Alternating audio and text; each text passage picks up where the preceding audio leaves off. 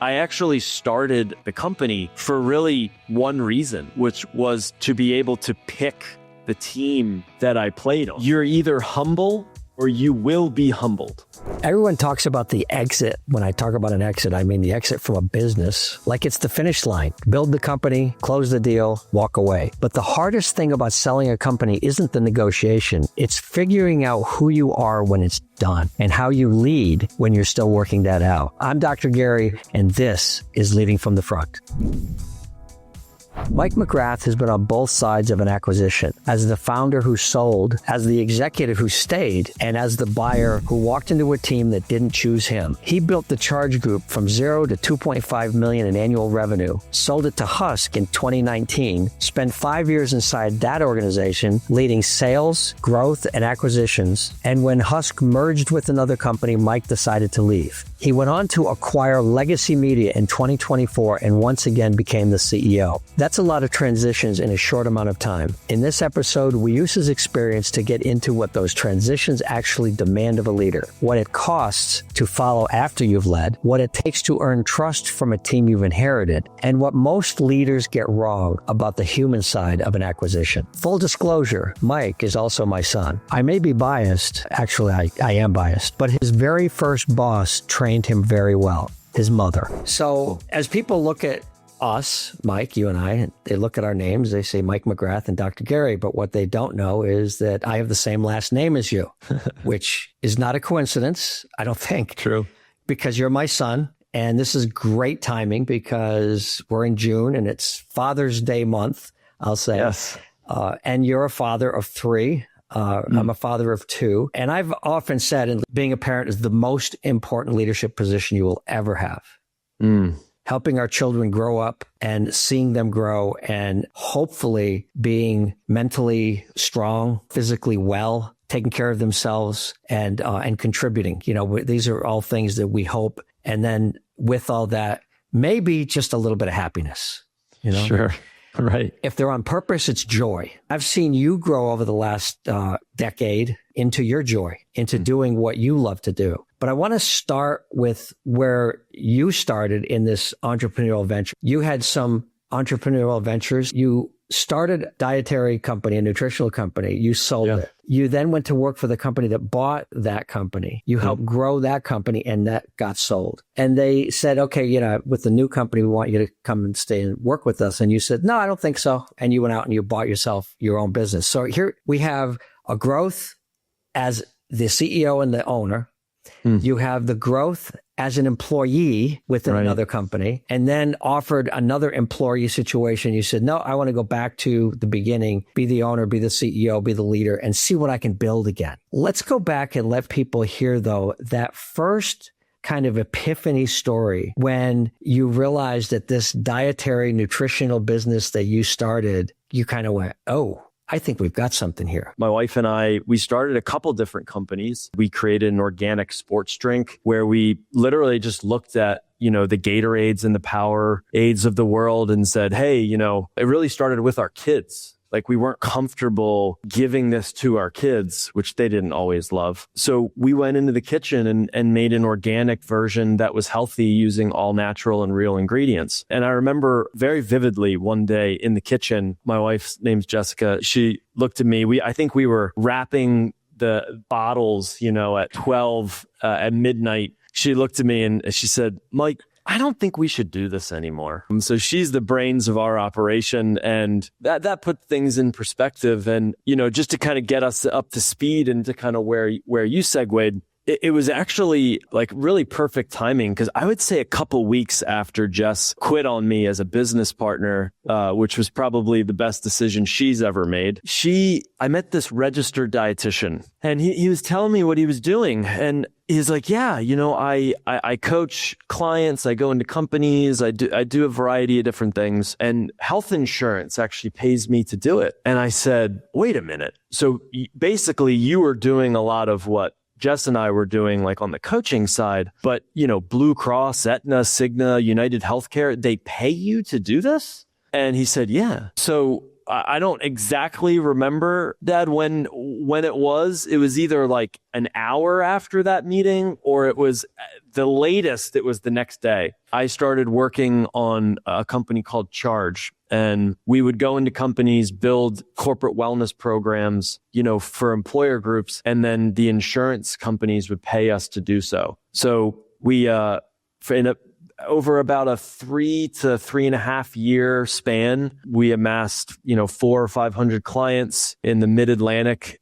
region, and then expanded to other parts of the country. And then we were lucky enough to be acquired actually by a local, bigger healthcare company in the greater Philadelphia area, which was an amazing experience, and very grateful to have that opportunity to grow and sell a business. Well, it's an interesting time in your life when you look at this. Over the course of a couple of weeks, your business partner and your life partner says, I'm out.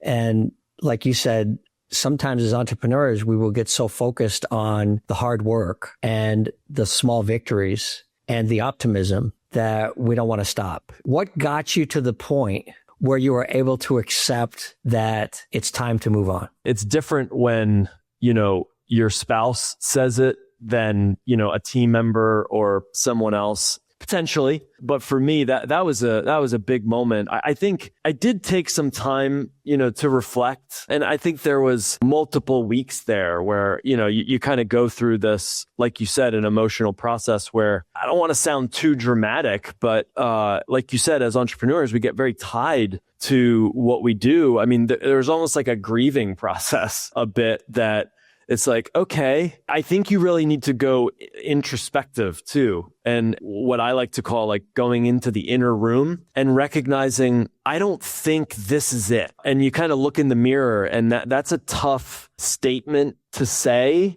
I want to stop here for a second though, because there's a very important process here that leaders miss. Okay. Your wife demonstrated a level of leadership by speaking up. She wants to support you. She loves you. She thinks it's a great product. It's time to move on. And she spoke up. And the other part of this in leadership is that when a message is given, so she gives you this message and walks away and gives you space and time to think about it. And so often in leadership, leaders will say, oh, Mike, we need to do this. And they expect you to agree with them in the moment. And leaders expect that message to get through to the neocortex, through the emotional distress, through the resistance instantaneously. I call it sowing seeds. We want to sow seeds of a message. And sometimes that seed has to be sown several times, watered and fertilized, and work with that person for a while to let them work through their, as you said, and I love this analogy for your grieving process. I think that's a great point. I think I didn't look at it in that way, in terms of, Jess was able to deliver, some information, communicate that, and then sort of take a step back to give some space to, I've said this to multiple team members, if we're pivoting or, we need to have a tough conversation or whatever it is, I always use the line, hey, we're going to talk about X and I'm ahead of you on this. And that she demonstrated that, almost like, hey, I'm ahead of you on this. I know you're still gung ho and head down, but here's where I'm at. And maybe we should take some time to think about what this means moving forward. I don't know how that conversation went, how emotional it was, but I will say in leadership, we don't judge the message. What we do is we ask the question, was it effective? And you know what? It was very effective. It really was. And I think that was a pivotal moment, in not only our family, but my career. And it was, I never looked at it like this. She helped me really put things in perspective in a leadership driven way. It wasn't heated or emotional. It was just like, this is what I'm seeing. And she was right. And then I followed her suit very quickly. So that was really the end stages of kind of phase one of entrepreneurship in my life. Let's fast forward to Charge. I mean, I will tell you from my side, you called me up and you said, hey, Dad, I've got this opportunity. I've got insurance companies that'll pay dietitians. And this guy told me about this. We're going to go into a partnership, which eventually you bought out and you took over Charge and you blew it out of the water. I mean, you had 25, 26 dietitians working with you. A few years later, you end up selling the company. But the question I have is, is the growth of that company. What did you learn in leading and managing those 26 or 30 people that were part of that? I mean, you'd never led an organization of 25 or 30 people, right? No. What do you think are a couple of the most important things that you learned in leading all of these people over that period of time? There's a couple things for, starting Charge and moving into the healthcare space. I call that phase 2 of my entrepreneurial journey. And, we caught some steam pretty quickly. So we went into growth mode, within the first 6 to 12 months where we, had to hire like multiple people per month, look, there's levels of companies in every different way. But for us, hiring, maybe 3 or 4 people in a month, it was a lot, right? Like we were smaller, or in any business I had helped run in the past, it was really just solopreneurship or with my wife. So to your point, we called it building the plane as we fly it. There's a lot of pros to Were there any crashes? There were a ton of crashes. And mostly revolved around me as one of the leaders, as a visionary. I was lucky enough. We entered an industry in the healthcare space where we had to hire a lot of practitioners at a rapid pace. I was very lucky in that time because the persona of that individual was very operational and like system driven. Like they were very, great people. Most people in healthcare, they don't go into it to, necessarily, like you said, in entrepreneurship, make money or get the degree or whatever it is. They want to help people.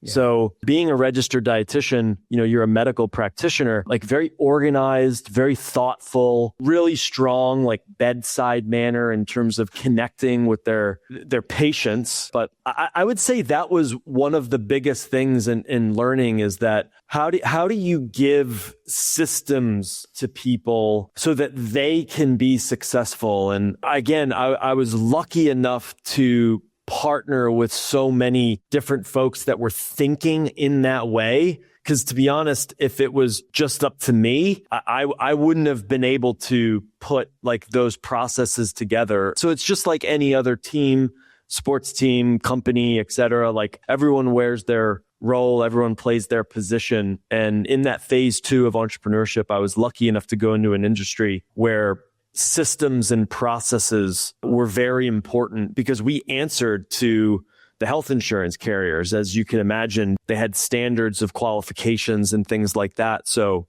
it was really great partnering with operational mindset individuals. Yeah. So in essence, you brought the entrepreneurial spirit, the growth, the hiring, the infrastructure for that. They brought the expertise of nutrition and diet and all those things. And you kind of put those two together so that you could offer a service to the region that would be paid for by insurance. And I think that the thing for you is I can remember your partner wasn't interested in growing. He didn't want to run a business. And I get that. There's a lot of people, and I hope I have that right, that he wasn't real interested in that kind of growth and that kind of responsibility. He's very happy doing what he was doing.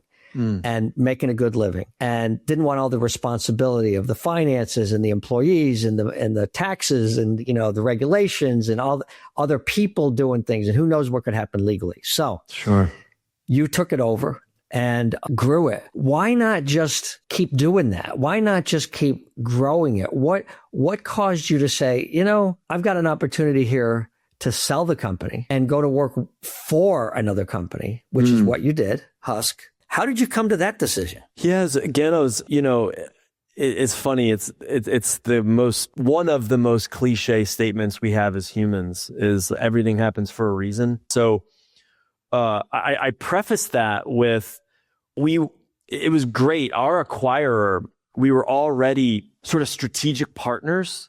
So we had a little bit of a way of working together before the acquisition. So it was really great to kind of dip our toes in that way. And to be honest, I didn't anticipate really any of it, which I think as an entrepreneur is part of the journey. is actually part of the game, if you will, is kind of like what's going to happen today, which, that's what happened is we had a strategic partner, we had, I think, like a quarterly meeting or something like that. And at our quarterly meeting, they started talking about like, hey, like what is a partnership? What does a deeper partnership look like? And, I remember the moment of kind of in the back of my head thinking like, oh, wow, like, could this actually happen? Because I didn't start the company to, a lot of folks start a company for a variety of different reasons. I think it's important to point out, I actually started the company for really one reason, which was to be able to pick the team that I played on. I had worked some previous jobs, like corporate or just, locally that you join a company and you're not able to pick your team, right? So it was one of the most like unselfish things where I was like, you set core values and you pick your team. So the thought of actually being acquired was, it wasn't like top of mind. So I really fell into it. And funny enough, at the last minute, another company came in and gave us about a 10% higher offer. So there was a little bit of like a bidding war, which, as you know, can create some friction. So and opportunity, yeah. Which typically go hand in hand. Yeah. Sometimes. So it was good. I entertained the other deal, but ultimately stayed with our strategic partner, and we made the right decision, to partner with that company and go through that acquisition right before COVID. It's interesting when you say, I think that having this perspective of everything happens for a reason. Mm-hmm. And in leadership coaching, I ask this question all the time to leaders, executives, managers, supervisors, vice presidents, CEOs. They give me this situation that's just horrible. It's difficult. It's challenged. And I'm like, okay, now what are you going to do? Yep. You've just described the situation and you can get over it. You can grieve it. You can have the emotion. That's fine. And what are you going to do about it? Because that's the only thing we can do, is the choices that we make along the way is how we craft our life. Well, there's a quote in the military that says the battle plan goes out the window at the first contact with the enemy. Because for some reason, the enemy they didn't fit into our plan. They didn't do what we expected them to do. They're just not cooperating, you know? And sometimes life doesn't cooperate. Right. So we look at that and we say, what do we focus on? We focus on what we can control. So I got to tell a story about you that I think is the absolute epitome of this principle of focus. And I don't know if you remember this. I was at your very, very first tennis match at Bloomsburg University. Very first match. The score is now 4 matches to 4 matches. It's tied. Mike is on the court, loses the first set, wins the second set, and he's winning 5-4 in the third set. If you win this game, you win the match, the team wins the match. Okay? That's a big responsibility at a university level for a freshman in their first match. Could cause a lot of emotion and maybe nervousness for some people. You went out, you hit 4 straight shots, won the match, 6-4. Everybody goes crazy. Your mom goes crazy. I go crazy. The team goes crazy. What a great start to the season. Later on that night, I walked up to you and I said, man, I got to tell you, man, that was really exciting. That was fantastic. I have to ask you, what were you thinking at 5-4 in the third set? And you looked at me quizzically. You went, thinking? I wasn't thinking. I was thinking to just hit the ball. You don't control, in some ways, of our mind going into the monkey mind and all that. So what do we control? Just watch the ball, hit the ball. Watch the ball, hit the ball. And that's what you did. And I think it's a great metaphor for understanding leadership and the way we are in the moment to be present, understanding the situation we're in and what do we focus on. That's why the work that we do is to try to get people to understand what's most important to their value system, what's their personal mission statement, what do I stand for, what are my long-term goals and perspectives, or how I want to live, and try to kind of match that into this moment in time on what I'm going to do. And that's the challenge of leadership. And I know for you, when we were talking about it, how is this going to affect your people? That was part of your decision. How is this going to affect the people that report to me, right? A lot of good things there. I don't remember that tennis match at all. So I didn't think so. I love that. I love reminiscing about, the glory days. Appreciate that. I think fast forwarding, to that, I think that's a great point is, we were still small enough where, about, I don't know, maybe we were somewhere between 25 and 35 folks, when we sold. I get caught up a lot, where it's like, if you have to make a decision, I'm trying to think about like the 4 or 5 other factors that may or may not happen. Right. And then it's really, if you looked at my whiteboard right now, you'd understand that, it's like, you're trying to map out, multiple different things. And what I love that you said is it's like, you have to really almost do your best, like with your people and yourself as a leader, like leading yourself in a lot of ways, which sounds funny, but it's true, is how can you quiet that noise a bit, like to your point in the tennis match, and just focus on this one thing, maybe keep other factors in mind, but how do you make the best choice in the moment? Wait, I gotta focus on a phrase that you just made, because this is really, really important. The best choice in the moment, not the best choice, the best choice in the moment. Now, I was just reading an article, a Harvard Business Review article recently about where the most effective leaders, CEOs, vice presidents are, and the ones that get fired. And there's all kinds of research that shows that indecisiveness is the greatest killer of executive leaders. It's better off to make a decision and then fix it tomorrow than not to make a decision quite often. That's right. Now, there's a balance to that. You don't want to make different decisions every single day, right? Sure. But there's times when, and I say this to CEOs and leaders all the time, they're like, well, how do I know when's the best time to make a decision? I said, you set a date, you set a time, you look at the criticality of it, and you say, I need to make a decision by 2:00 this afternoon, or I need to make a decision by next Thursday. You don't make a decision sooner than you have to, but you don't wait so long that the decision becomes irrelevant. Well, I want my people to support this decision. I said, okay, that's consensus, and you got to set a date on consensus so that you finally make the decision as necessary. But what you can't do is go to your team and say, we're going to make this decision together, and try to convince them of the decision you want them to make, which is manipulative. Yep. All right. And then when they come up with these alternatives and all these other things they want to do, and you go, no, we're going to do this, they're going to feel betrayed. They're going to feel like they don't trust you. Yep. It's much better to just say, give me your input. I'm going to make the final decision. So let's fast forward to that with that kind of thought into going from entrepreneur to employee again. Now you're working for Husk, you're an employee, and you were there over 5 years, weren't you? Yeah, almost. Yeah, 5 years. Yeah, like exactly 5 years. Yeah. Longest employment you ever had. By far. Except for yourself. Yeah. Yeah. Yeah. So how did that, you're the CEO, no longer. When I came out of the Army, I was a commanding officer, and I went from commanding officer to supervisor on a manufacturing floor at Procter & Gamble. It was a big shift for me. I know a little bit about what that's like, but what was it like for you? When I look back at that time, I've actually never said this before. I loved your question. I've never, I don't know if I've ever even thought of it, let alone say it out loud. I'm actually very proud of the way that we transitioned.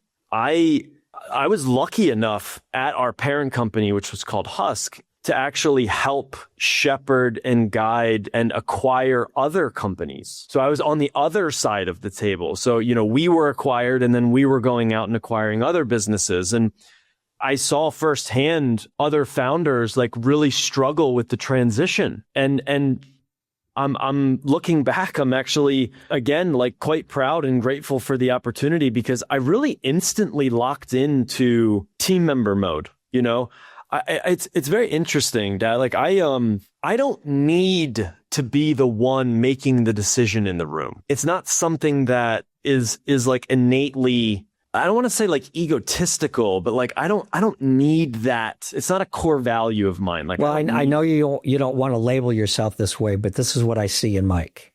You're humble, and humility is the single value that I look for when I'm going to work with a CEO? Do they have a level of modesty and humility? Why do I say that? Because people without some level of humility, if I'm coming in as their coach or consulting with them, they're not going to listen to me. I'm going to waste my time and my oxygen. And I'm not interested in working with people that we can't collaborate on things and really make things better. I want, me, you've said this about me. I want to make things better. Right. I want to make things better with others. So I look for humility in leaders.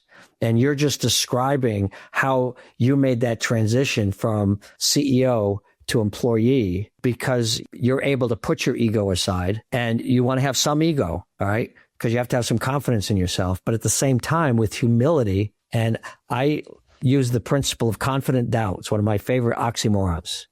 Leaders have to have confident doubt, confidence in what they think, what their perspective is, their ability to communicate that with a little bit of doubt that keeps their ears and their eyes open to the perspective of others. And that's humility. Yeah, there's a really great, I was listening to a podcast recently called Prevention Pioneers, and it was with Jay Wright. I'm lucky enough to know the host, and Jay had a very, at least for me, those quotes that stick in your mind and they don't go anywhere. For everybody that don't know basketball, Jay Wright was the head coach at Villanova, won a couple of NCAA national championships.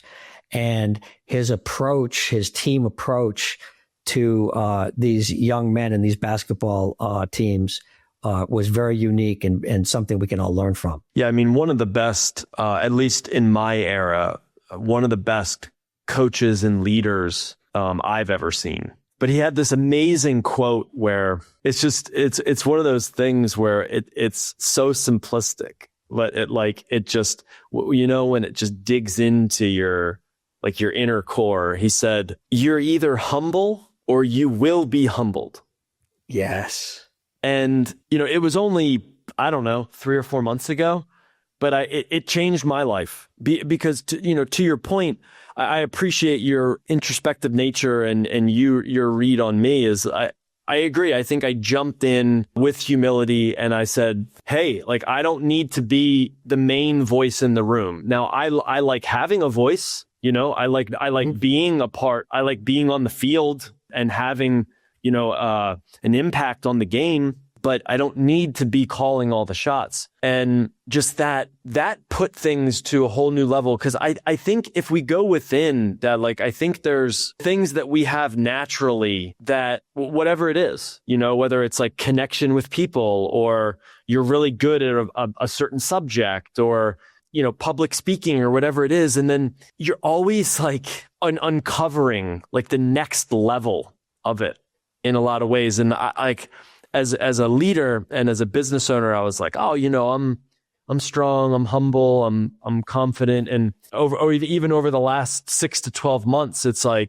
don't know how humble I've been. I think I thought I knew a lot more than I did. And so that's why that quote, I think whether you're, 15 learning as a young adult and in school or on the playing field or whatever, or you're 75, I think that you are humble or you will be humbled really can impact really everything that you do professionally and personally. I called up our CEO and I was just you don't want me on this ride because my heart's not in it. I felt like I had a playbook and I felt confident in that playbook, had multiple exits. I'm I got this. And to your point, things change. If core values are broken, it needs to be ended the next day. Pilot has changed. You're the pilot, yes. Okay? Yes. And everything's got to change or it's got to shift, but we still got to fly. Knowing when to walk away is one of the hardest decisions a founder will ever make. Mike had to decide whether to take a big payday and stay on or to go out on his own. Tune into part 2 to find out what happens and why. Follow Leading from the Front wherever you listen, and I'll see you in the next one.